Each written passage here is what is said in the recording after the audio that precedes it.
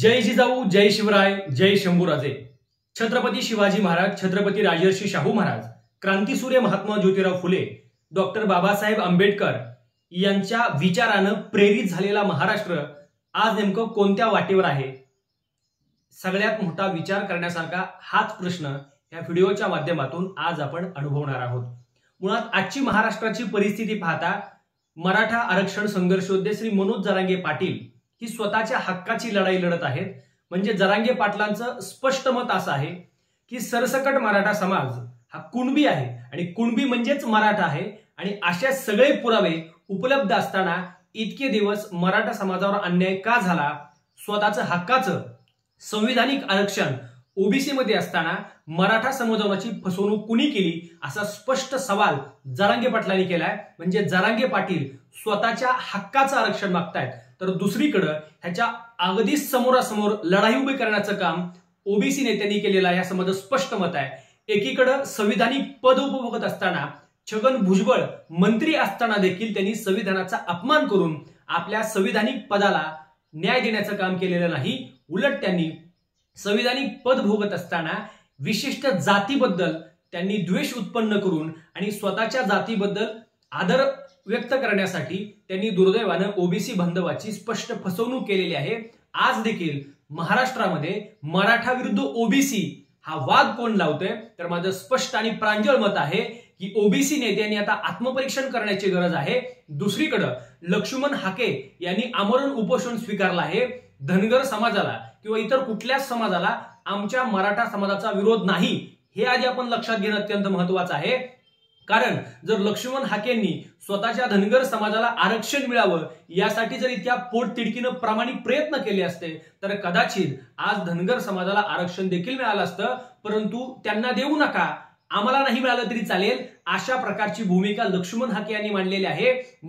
रामायणातील प्रभू रामचंद्राचे बंधू लक्ष्मण यांनी प्रभू रामचंद्रांना वनवास मिळाला म्हणून मी देखील वनवासच स्वीकारेन अशा प्रकारचा पण बांधला ते लक्ष्मण कुठं, आणि आज मला नाही मिळालं तरी चालेल पण माझ्या भावाच्या ताटात गेलं नाही पाहिजे अशा प्रकारची भूमिका घेऊन उपाशी राहणारे आजचे लक्ष्मण कुठे, हा सगळ्यात मोठा प्रश्न आहे। दुर्दैव असं आहे की आज महाराष्ट्रामध्ये ओबीसी बांधव आणि मराठा बांधव हे गुण्या गोविंदाने नांदत असताना नेते मंडळीच्या पोटामध्ये नेमकं दुखतंय कुठं, हा मोठा प्रश्न आहे। मुळात छगन भुजबळांना आमचा विरोध नाही, लक्ष्मण हाकेंना आमचा विरोध नाही, पंकजाताई मुंडेंना आमचा विरोध नाही, परंतु दुर्दैव हित आहे की आपल्या खुर्च्या वाचवण्यासाठी, सत्तेची समीकरण जुळवण्यासाठी हे नेते मला वाटतं ओबीसी समाजाचा वापर करत आहेत।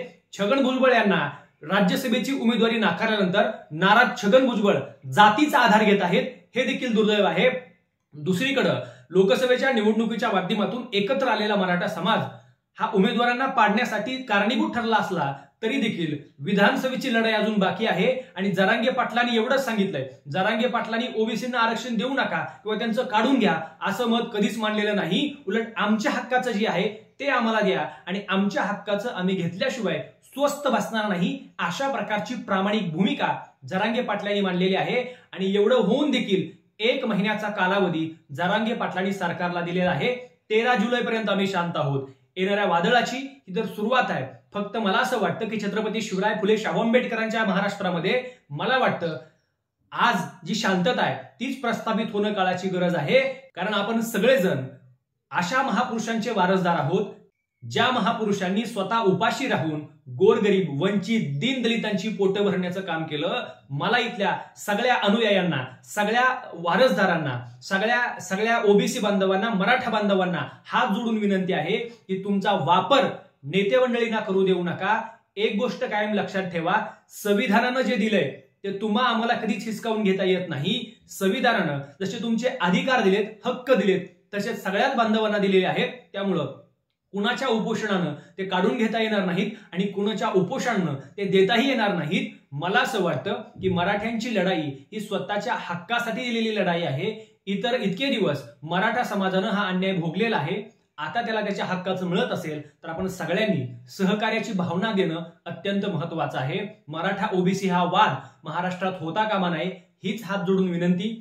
कारण मराठा आणि ओबीसी हे अनेक दिवसांपासून, अनेक वर्षांपासून महाराष्ट्रामध्ये गुण्या गोविंदाने नांदत आहेत। त्या गुण्या गोविंदाच्या नांदण्याला मला वाटतं कुणीतरी भ्रष्ट करण्याचं काम करतंय, त्यांना शोधा आणि त्यांच्यापासून दूर राहा, एवढाच सल्ला देतो. थांबतो. धन्यवाद. जय जिजाऊ, जय शिवराय.